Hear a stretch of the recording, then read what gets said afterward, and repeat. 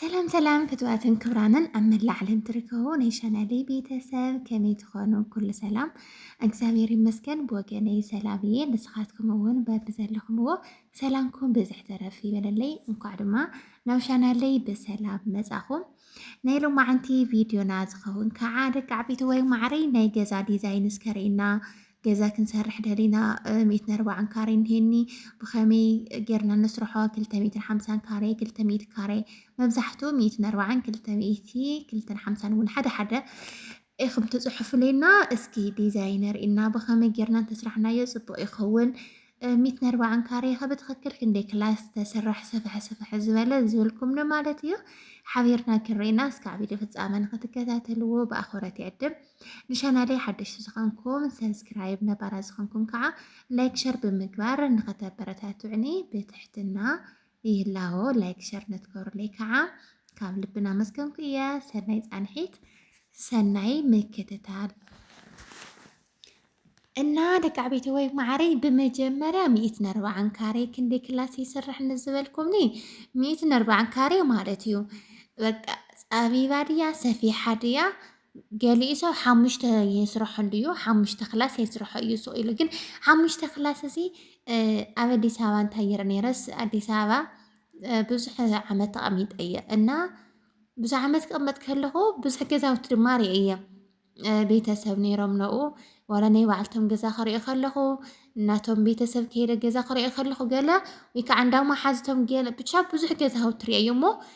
ብናይ አዲስ አበባ ገዛ እንድሕር ኮይኖ አዲስ አበባ ገዛ ከመይ ይስራሕ ይመስለኩም? ንኣብነት ሕዚ 140 ካሬስ 4 ክላስ ተሰርሕ እያ እንተላ ኣብ አዲስ አበባ ድማ 100 ካሬ 4-5 ክላስ ይስራሕ ማለት እዩ። ከመይ ወልና ነግረኩም ብናይ አዲስ አበባ ዲዛይን ንኺዶ እሞ 100 ካሬ kun يتملن 95 ካሬ እያ ዝረጉም ን100 ካሬ ጌርና ንሕሰብ ንስራሕያ ንምዝራብ ክጥዕመና ማለት እዩ ናብ ልዕሊ 100 ካሬ ማለት እዩ ክንደይ ክላስ ስራሕ ትልኩም ንአዲስ አበባ ሳሎን መደቀሲ ክሽነ ናይ ቆልዕ መደቀስና ክልተ ሽንት ማለት ይገርመኩም እዩ ሓደ ሽንት ኣብ ውሽጢ ሓደ ሽንት ከዓ ኣብ ደገ ጋሻ ዝመጽእ ድዩ ወላ ናይ ሰራሕተኛ ድዩ ገለ ምን ግዜው ዝኾነ ይኹን ዓዲ ናይ ሽንት ቤት ኣብ ደገ ወላ ውሽጢ ይሃለኹም ውሽጢ ጌርካ ደገ ዘይምህላው ይከኣልን ደገ ግዴታ እዩ ውሽጢ ግን ያው ከም ዓቕምኹም ማለት እዩና ክልተ ሽንት ቤትና ሳሎን መደቀሲ ክሽነ ካብኡ ከዓኒ ናይ ቆልዕ መደቀሲ ዝረዝረስ 5 ክላስ ተሰርሕ ማለት ግን 100 ካሬ እያ እና ከመይ ዲዛይን ተልኩም ንአዲስ አበባ ከመይ ይስራሕ ናይ ሳይንሲት መደቀሲ ተገይሩ ካብኡ ከዓኒ ቦታ ተረኺካ ናይ ቆልዑት መደቀሲ 2 ክላስ እዩ ዝግበር ያ ወድም ጓል እንትወልዶ ሰብ ነፃነት ምእንታን ክድቅስ ማለት እዩ ተዘይ ኮይኑ ከዓኒ ቦታ ሰፊሕ ተዘይለይ ደሞ በዓል 2 መደቀሲ ጌርካ ይስራሕ ግዴታ ማለት እዩ ግዴታ 2 መደቀሲ ዋላ ጽይካስ 2 መደቀሲ ጌርካ ትስራሕ አዲስ አበባ ግዴታ ናይ ቆልዕና ናይ ሳይንሲት ንግበረ ኢና ኣብ ልዕሊ 100 ካሬ ዝረኣኽዎ ያው 95 ካሬ ማለት እዩ ከም ተዘልኩኹም ሳሎንና 2 መደቀሲ ሽንት ቤት ምስ ኮሊደራ ተሰራሕ አዲስ አበባ ማለት እዩ በደገ ደሞ ከሽነ ሰፍሕ ከሽነ በቃ ከጽብቕ ካብኡ ከዓኒ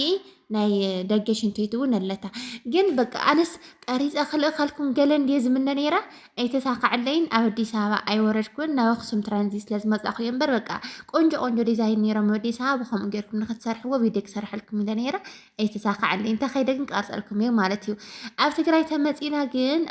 ተመጺና ግን ኣብ ናይ ትግራይ ዘሎ ዲዛይን ብዙሕ ይኾነን ማርያምን ኣነ እንድዐ ብቻ ኤልሸ ብጣዕሚ እየ ዝፈቱ ማለት ኩሉ ገዛውቲ ነናይ ባዕሉ ሕድሕድ በር ኣለዎ ኩሉ ብዓቕሙ ክካረ ይኽእል ብዓቕሙ ሰብ ክነብር ይኽእል ንምክራይቶ ኮይኑ ማለት እዩ ንምክራይቶ ኮይኑ ብጣዕሚ ዝጥዕም ንምንባር ግን ኩሉ እንደገ እንዲ ዝርኢ ነናይ ባዕሉ ንፋስ ስለዘእቱ እውን ይፈትዎ እየ ግን ተዲሳ ዘሎ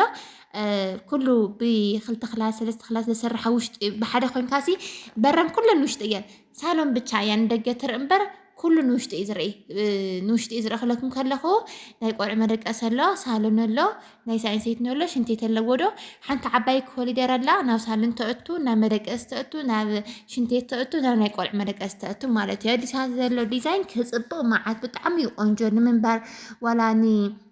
حزن أبنت حدا مول إسهاب حدا دحنا زخنا سهاب جبي مول نحل حزو خينو نسب حدا بتعمي صبو أنا كمنا ديزاين يمثل زرو جن أبد سرح موزحتو 140 كاري فاتيكم زاليكم إيه اللي شبيا مالتيو إيه اللي شبيا تسرح جزاو تجمع بتعمي سفيحيو حزي أبد حزي نشوم أيو 4-5 خلاص جبر مبر ناي ساينسيتن مرق أسيد صبو أيو سفيحيو شنتيتون سفيحي ناي قولعت بحالك تصو زلتيا عراتنا قم ساتن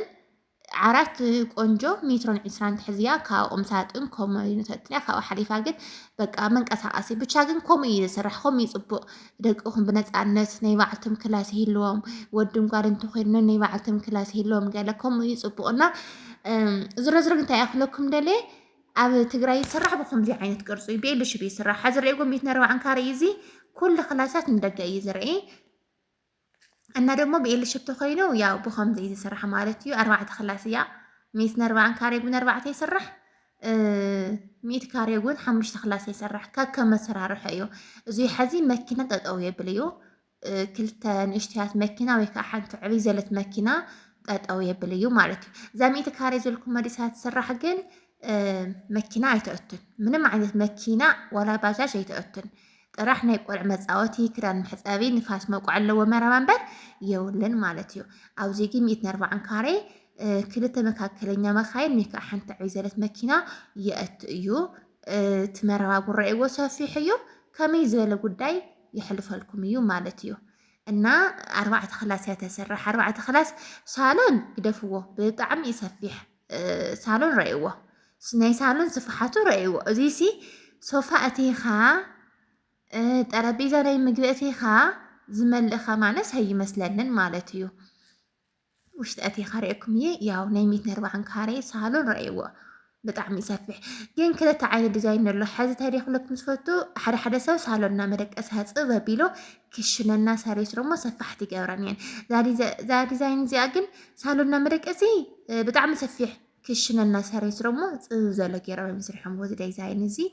እና ሳሎኑ 5 እዩ በጣም ይሰፊሕ ስቂሉስ ሃገር እዩ በቃ ኣዋኣትኩም ክትዛረቡ ከለኹም ብጣዕሚ ዝርብሸኩም ማይክሮፎን በልዎ እና ስራርሓ ግን ከምዚኣ ትመስል ብጣዕሚ ይፈትየያ ባይዘወይ ንገዛ ቆንጆ ዝገብሮ እዚ ናይ ላዕሊ ቦርድ እዩ ቦርድ ብጣዕሚ ዘጥዕመሉ ያው እዚ መብራህቲ ብልመና እዩ መደቀስ ደሞ ርኢጎ እዚ እንሆ መደቀስ ብጎና እንሆ 150 ዓራት እትዩ ኮመዲና እትዩ ቁምሳጥና እትዩ ቴሌቪዥን ደሞ ብደስ ዘለኩም ቦታ አቅጣጫ ስራርሑ ብጣዕሚ ቆንጆ መብራህቲ መብርህ መጥፍእ እንድዩ ናይ ቴሌቪዥን ቦታ ድዩ ናይ መደቀስ ቴሌቪዥን ናይ ሳሎን ቴሌቪዥን ብድሌትኩም በቃ እናቀያየርኩም መብራህቲ ብሰብ ሞያ ብጣዕሚ ጎዛት ዝኾኑ ሰብ ሞያም ገዲሞሞ ብጣዕሚ ጎዛት በቃ ሓደ መዓልቲ ቃሪፀ ከሪአኩም እያ ብጣዕሚ ከመይ ይኽለኩም ሓደ ቦታ ንዝስርሖ ዓራት ዝቕመጠ ካሊእ መብራህቲ ዝጠፍኡ ካሊእ ኣፍትንክየ ቦታ ዓራት ትገብሩሞ መብራህቲ ተጥፍኡ ከዓ ናብቲ ከይድኩም ለይቲ ከይድኩም ተጥፍኡ ሓሳስ ናብልኩም መፅሐም ከዓ ትድቅሱ ከምኡ ዓይነት ኣሰራርሓ ይርአዮ እሞ በቃ እዚኣቶም ግን ብጣዕሚ ጎዛት በቃ መደቀሲ ንጎኒ ክንደይንሃ ዓራት በበይ ይቕመጥ ብዙይ ተኾነኻ ኣብ ዙርያ ተጥዕም ብዙይ ተኾነኻ ኣብ ዙርያ ይጥዕም ኢሎም መስሪሖምዎ ብጣዕሚ እዮም ጎዛት መብራህቲ ዝገጥሙ ቆልዑት ማለት ብጣዕሚ ፈትየዮም በቃ ብዙሕ ሰኩታት ኣለዎ ብዙሕ መብርህ መጥፍእን ኣለዎ ብኡ ልክዕ ድማ ገመድ ይውድእካ እንድዩ ገመድ ከምዘይ ይውድእ ገይሮም በቃ ተጠንቂቖም መስሪሖም ኣብዚ ኣጋጣሚ ብዙሕ ቦታ እዮም ዝሰርሑ ኣብ ሽረ ኣብ ዓድዋ መቐለ ኣብ ደስ ዘለኩም ኣክሱም ኣብ ብዙሕ ቦታ ከይዶም የምሰርሑ ረእይዎ ዝቦርዱ ሰዓት የምሰሪሖም ላይ ብጣዕሚ እዮም ጎዛት በቃ እቲ መብራህቲ ዋላ ካብ ህዲ መትሒዙ እንድዩ እዚ ስታንዳርዱ ዝሓለወ ሓሊ ዝመፅእ ግን ድማ ብኡ ልክዕ ድማ ብጣዕሚ እዮም ጎዛት ዘ መብራህቲ ዝገጥሙ ማለት እዩ ስልክ ቁፅሪ ከቐምጠልኩም እየ ኮሜንት ደዊልኩም ተስርሕዎም ትኽእሉ ኢኹም ብጣዕሚ እዮም ጎዛት ሓሳብ ይቕበሉ ፀባይ የለዎም ብኡ ልክዕ ድማ ልክዕ ከም ባዕሎም ገይሮም እዮም ዝሰርሕዎ ማለት እዩ እና ያው ደውልለው እና ክብራት ሓቴ ሳሎን ረእይዎ ብጣዕሚ ሰፊሕ ኣብዚስ ሶፋና ጠረጴዛ ዝመልኦ ከባቢ ይመስለኒ ሶፋና ጠረጴዛ ምግቢ መብልዕ ጠረጴዛ በዓል 6 ሶፋ ደሞ ኖርማል ሶፋ እቲኹም ኤል ሸፕቲ ኮይኑ ሞ ስኢሉ በቃ ብጣዕሚ ሰፊሕ ኖርማል ሶፋ እቲኻ ውንስ ሰፊሕ በቃ ቆልዕት ከም ድሌቶም ዓንዲሮም ዘውዕልሉ ሳሎን እዩ ማለት እዩ መደቀሱን ከምቲ ዘልኩኹም ሰርቪስ እውን ቆንጆ እያ ሰርቪስ ባዕሉ 150 120 ዓራት እትያ ቴሌቪዥን ሒዛ ንእሽተይ ኣርማዲ ነገር ትሕዝ እያ ብጣዕሚ ቆንጆ ክሽነ ግን ክሽነን እሽተንጽብ ዘለትያ ግን ደሞ ክሽነውን ጸባቤት በሃልን ከከም አቀማምጣኻ እዩ ብላዕሊ ብሓንቲ አንጎሎ ብላዕሊ ብታሕትን ኪችን ካብኔት እንድሕር ጌርኩም ዶ ቆንጆ ቆንጆ ኣቕሓ ኣብ ላዕሊ ትገብርዎ በቃ ሓደ ጎማ ወዲ ጎማ ደሞ ኣብ ታሕቲ ኣብ ኪችን ካብኔት ማለት እዩ ትገብርዋ ካብኡ ከዓ ኪችን እንታይ ድዮ ናይ ደረጃ እዚ ናይ ፎቅ ኣሰራርሓ ስለ ዝኾነ እምበር ቪላ ተዝኸውን ክሽነ ብጣዕሚ ሰፊሕ ክኸውን ነይሩና ስለዚ ናይ ክሽነ ቦታ ደግሞ ብውሽጡ ጓሮ ነገር ኣለዎ እዛ ናይ ደረጃ ብውሽጡ ደግሞ በቃ መዓት ኮተት በቃ መዓት ኮተት እዩ ዝሕዘልኩም ስለዚ ክሽን ባዕሉ ሲ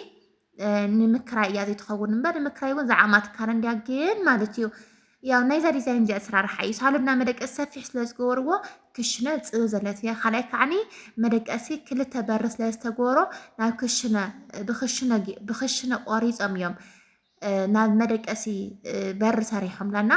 ክሽነ ሕዚ መደቀሲ በር ተዘይትግበራ ነይራ ከም ሃገራ ሰርቪስ ትኸውን ነይራና ዝሮ ግን እኽሉ እዩ ሓደ መዓልቲ ድማ ብደንቢ ውሽጢ ቀሪፀ ናይ መብራህቲ ዲዛይን ኣሰራርሕኡ ናይ ማይ ኣሰራርሕኡ እዚ ናይ ማይ ዚንክ ድዩ ናይ ኢድ መሕፀቢ ድዩ ናይ ሽንት ናይ ሻወር ኩሉ ቀሪፀ ድማ ካሪአኩም እየ ዝሮ ግን 140 ካሬ ሓሙሽተ ክላስ ድዩ ይስራሕ ገለ ትብሉ ዋይ ሓሙሽተ ክላስ ሰርሕዎ ኣለዉ እዮም ግን ከምታ ዘልኩም እያ ከም ናይ አዲስ ኣበባ እንትን እያ ትኸውን መደቀሲ በርና መስኮት የብላን ሓሙሽተ ክላስ እንድትገብርዋ ኮይንኩም መደቀሲ በርና መስኮት ኣይክህልዋን እዩ ሳሎንና መደቀሲ እውን ንእሽተን ፅብ ዘለአን ክኾና ናይ መደቀሲ ሽንቴት እውን ፀባብያ ክትከውን ናይ መደቀሲ ሽንቴት ባዕሉ ፅርግያ ተዘይኮይኑ አንጎሎ ተዘይኮይኑ መስኮት ኣይክትረክብን እያ እና ብከምዚኣ መልክዕ ግን ሓምሸይቲ ክላስ ስቂላ ፀባብ ዓራት ብቻ ተእቱ ዓራት ብቻ ናይ ሜትሮ ዓራት ተእቱ ሓምሸይቲ ስኽላ ትኽእሉ ኢኹም ኣብ መንጎ ክሽንን ኣብ መንጎ መደቀሲ ኣፅበ ብልካኡ ናይ ቆልዑ ገረገ እና ኣብ ከተማ ዓድዋ ናይ 140 ካሬ ገዛ ኣሰራርሓ ብበዝሒ ዝስራሕ ብከምዚ ብኤል ሽፕ እዩ 200 ካሬ ተኮይኑ ግን ብበዝሒ ብ4 አንጎሎ ጌርካ ትሰርሖም 4 አንጎሎ ማለት በቃ ብክልቲኡ ሳይዝ ሕዚ 200 ካሬ ሕዚ 10 ብ20 ተኮይኑ ንጎና 10 ንቆመት 20 ተኮይኑ ሲ ንጎና 10 ዘሎ ብሙሉኡ ገዛ ይገብርዎ ንቆመት እውን መፅኢሎም ከባቢ ግማሹ ዝኣክል ሲ ሙሉእ ገዛ ይገብርዎ ቃ ደረጃ ብውሽጢ ከምዚ ናይ ዓዲ ዓረበይ ከዓ ናይ ውጭ እኮ ሕዚ ከምዚ ዓይነት ገዛ ኣሰራርሓ የለን ስሕት ኢልኩም ዘርኩም በቃ ኣብየቱም ቦታ ከምዚ ኣሰራርሓ የለን ኤልሽፕ የለን ሳሎኑ መደቀሲኡ ኩሉ ብውሽጢ እዩ ደረጃ ብውሽጢ እዩ እና ከምኡ ዓይነት ኣሰራርሓ ኣለዉ እዚ ኣብ ከተማ ዓድዋ እየ መርከብ ዓድዋ ወፂአ ዝረኽቦ ገዛውቲ የለን ዝሮ ግን ኣብ ዓድዋ ከምኡ ዓይነት ዝስራሕ እውን ሰለ እዩ ኣብ እንዳ ሃፍታማት ሓደ ሃፍታም ወይ ከዓ ሆቴላት ደረጃ ብውሽጢ ይገብርዎ ሳሎንኡ መደቀሰኡ ክችን ካብኔት ሕዚ ሳሎን እንሄዎ ደብዚ ካብኡ ከዓኒ ከምዚ እንታይ ዝባሃል ግዜያዊ የለን ክችን ካብኔት ከምዚ ኦፕን ክችን ዲ ዝበሃል ኦፕን ክችን ዲ ገለ ዝበሃል ኣሎ ኣብ ሳሎን ኮይነስ ስእልካ ኣብዚ ሽታ ዘለዎ ምግቢ ዘይኮነስ ሻይ ምግቢ ተምዎ ገለ ሰለጣት ዝሰርሐሎ ከምኡ ዓይነት ኣሰራርሓ ኣሎ እዚ ደረጃ እውን ወይ ብሳሎን ወይ ብመደቀሲ ተተርእስካ ከምኡ ዝኽየደለ እዩ ቦታ ኣሎ ሓደ ዘመናዊ ገዛታት ዓበይቲ ገዛውቲ ዓበይቲ ካሬ ሃፍታማት ኣለዉ እዚ ግን ደቂ ዓበይቲ ዋይ ሰብ ተሸጊርዎ ከካሬ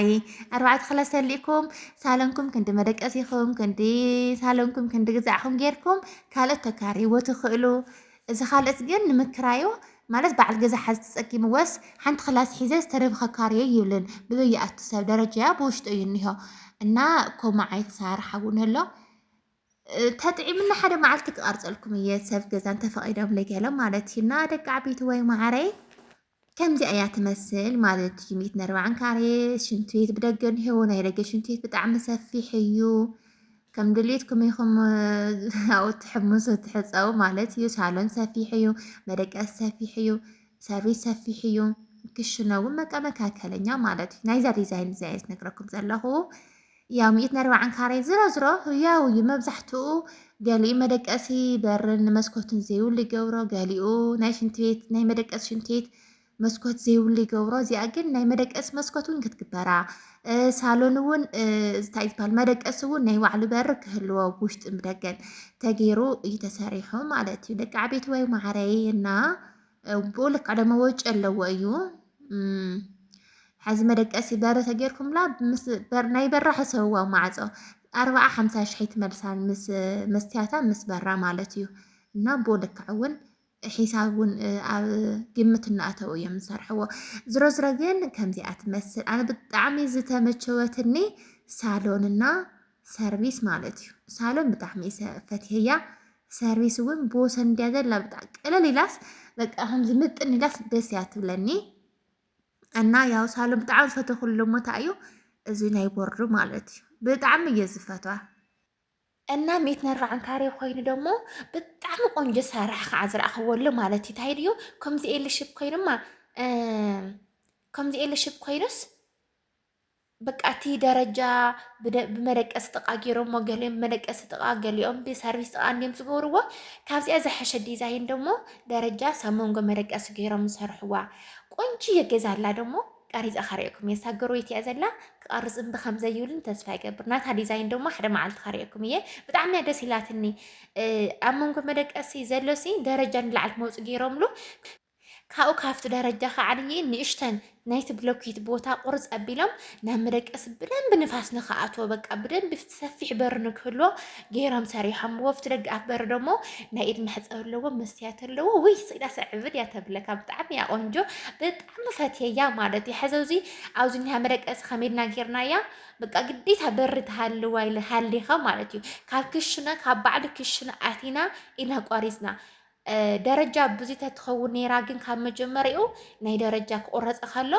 ብሎኬት ኢኻ ትቆርፅ ካብኡቲ ደረጃ ከም ዘለዎ ካብ ጫፍ ከጀምር ግን ድማ ብሎኬት ቁርፅ ኣቢልካ ብደንቢ ሰፊሕ ቦታ ይህልወሉ በቃ ንፋስ ይኣትወሎ ገለ